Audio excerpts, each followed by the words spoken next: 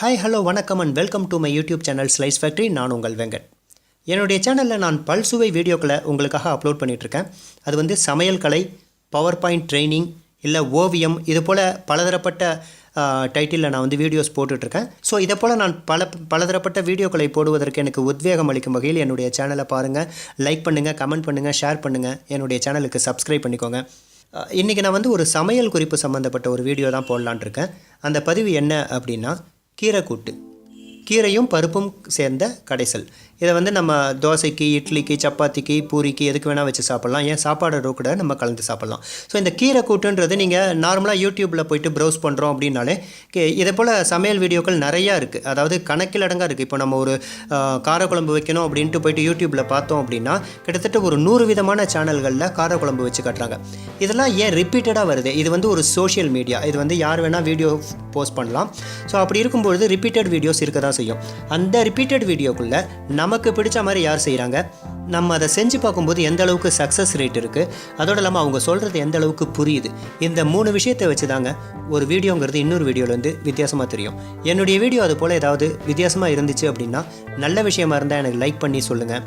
இல்லை நான் மாற்றிக்கணும், ஏதாவது அதை இன்னும் கொஞ்சம் இம்ப்ரூவைஸ் பண்ணோம் அப்படின்னா எனக்கு கமெண்ட் பண்ணி அந்த கமெண்ட்டில் தெரியப்படுத்துங்க.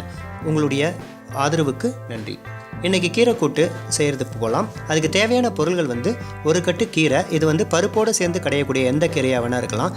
ஸோ ஒரு கட்டு கீரை சிறுகீரையாக இருந்துச்சுன்னா நல்லது. ஒரு கட்டு கீரைக்கு தேவையான பொருள்கள் என்ன அப்படின்னா, ஒரு 20லேருந்து 25 சின்ன வெங்காயம். சின்ன வெங்காயம் ஏன் எடுத்துக்கணும் அப்படின்னு சொல்கிறேன்னா, பெரிய வெங்காயத்தில் ஒரு விதமான இனிப்பு சுவை இருக்கும்.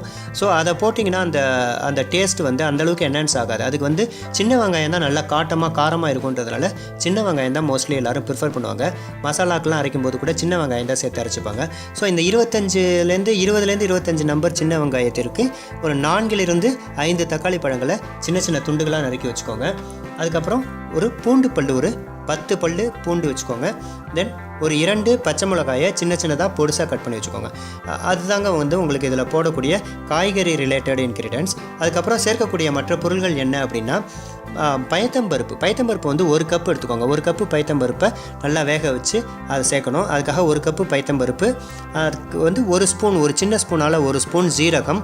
அதுக்கப்புறம் அதுக்கு போடுறதுக்கு காரத்துக்கு வந்து மிளகாய்த்தூள் வந்து ஒரு 2லேருந்து 2.5 டேபிள் ஸ்பூன் எடுத்துக்கலாம். இது வந்து காரத்துக்கு தகுந்த மாதிரி அவங்கவுங்க ஃபேமிலிக்கு ஏற்ற மாதிரி, அவங்க பழக்க வழக்கத்துக்கு ஏற்ற மாதிரி மாறும். ஸோ நான் வந்து ஒரு 2.5 ஸ்பூன் வந்து காரத்தூள் எடுத்திருக்கேன். தென் அதுக்கப்புறம் மஞ்சள் தூள், உப்பு தேவையான அளவு. ஸோ இப்போ இந்த பொருள்கள் எல்லாம் ரெடியானோன்னே நீங்கள் வந்து பருப்பை முதல்ல குக்கரில் வேக வச்சுக்கோங்க.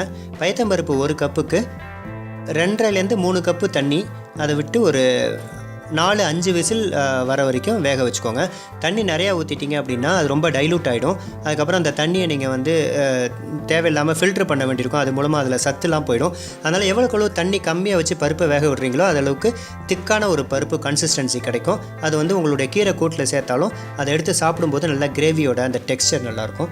பருப்பை முதல்ல வேக வச்சு எடுத்துக்கிட்டு அதுக்கப்புறம் அடுப்பில் வானலியை வச்சு அந்த வானலி சூடானோன்னே எண்ணெயை ஊற்றிட்டு சீரகத்தை போட்டு பொரிச்சுக்கோங்க. சீரகம் நல்லா பொரிஞ்சு வரும்பொழுது பூண்டை ஆட் பண்ணி பூண்டை கொஞ்சம் வதக்கிட்டு அதுக்கப்புறம் சின்ன வெங்காயத்தை ஆட் பண்ணுங்கள், பச்சை மிளகாய் ஆட் பண்ணுங்கள். இது எல்லாமே ஓரளவுக்கு வதங்கினதுக்கப்புறம் தக்காளி ஆட் பண்ணுங்கள். ஏன்னா இது எல்லாத்தையும் நல்லா வதக்கிட்டு அப்புறம் தக்காளி ஆட் பண்ணிங்க அப்படின்னா கரெக்டாக இருக்கும். ஏன்னா தக்காளியை விட்டிங்கன்னா அது வந்து தண்ணி விட்டுக்கும். அதனால் அது எல்லாம் வதங்கி ஓரளவு பக்குவமானதுக்கப்புறம் தக்காளி ஆட் பண்ணி எல்லாத்தையும் சேர்த்து வதக்குங்க.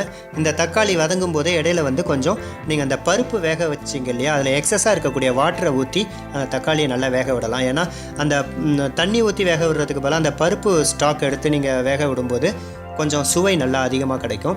இதை போல் வேக விட்டுட்டு நல்லா ஒரு கொதி வந்ததுக்கப்புறம் அந்த பச்சை வடையெல்லாம் போனதுக்கப்புறம் கீரையை நறுக்கி வச்சுருந்த கீரையை வந்து அதில் போட்டுருங்க. பச்சையாகவே கீரையை சேர்க்கலாம். கீரையை தனியாக வேக வைக்கணும்னு அவசியம் இல்லை.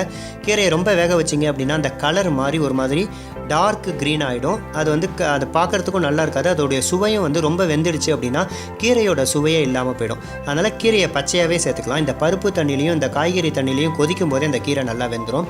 இந்த கீரையை சேர்த்து நல்லா கிளறிட்டு அது ஒரு கூட்டு, அது வந்து ஒரு பொரியல் பதத்துக்கு வரும்போது நல்லா கிளறி விட்டுட்டு ஒரு பாத்திரத்தை போட்டு மூடி வச்சுருங்க.